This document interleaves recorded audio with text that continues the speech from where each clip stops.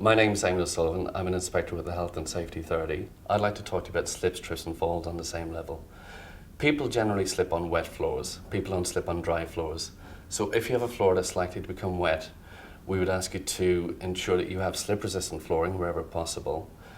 If you need to, you can use mats properly secured in place with local drainage if required. And lastly, ensure staff have slip-resistant footwear if they need it. That's footwear with a close-packed tread pattern on a flexible sole. It's worth mentioning that I'm not going to talk about falls from height, as that's a separate topic with separate controls.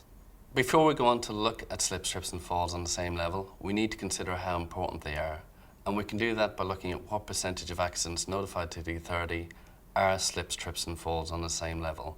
If we look back for a number of years, we can see this trend line for slips, trips and falls on the same level. And what this shows is that in 1 year there was a peak of slips, trips and falls. In actual fact, that was a year where we had some periods of severe weather. So snow and ice can influence the statistics. If we look at slips, trips and falls over a number of years, we can see that they constitute about 17% of all accidents notified to the authority. So slips, trips and falls account for about 1 in 5 of all accidents that are notified. If we look at how long someone's off work, that gives an idea of how serious these incidents are. And if we look at that for slips, trips and falls, 21% of people who had an accident were off work for over a month. So the authority came up with some top tips for dealing with slips, trips and falls. The first one is to monitor spills and absorb them quickly.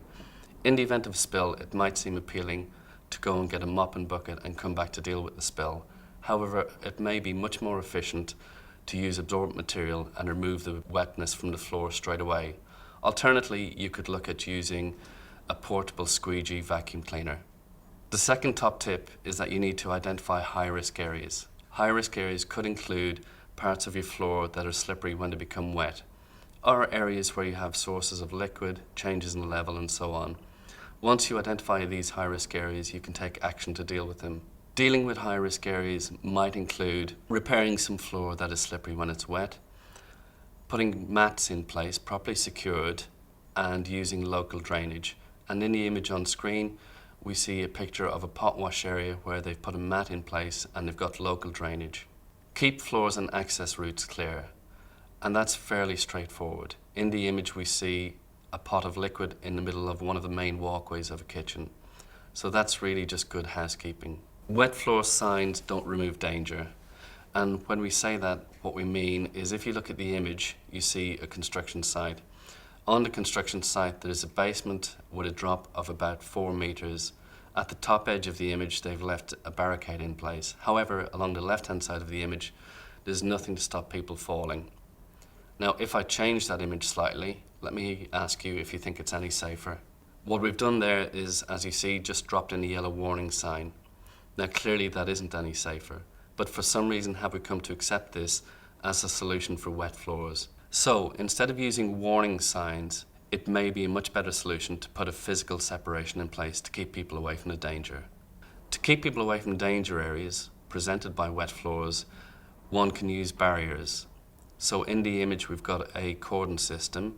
There are physical barriers that can be used, and the key really is to create a danger zone to keep people away from wet floors.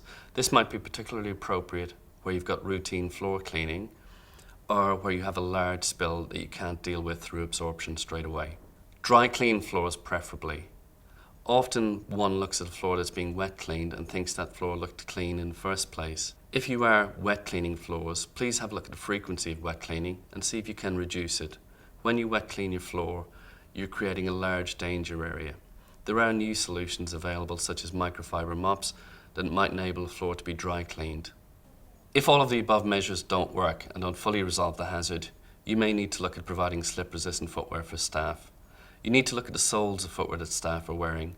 Good slip-resistant footwear probably has a close-packed tread pattern on a flexible sole.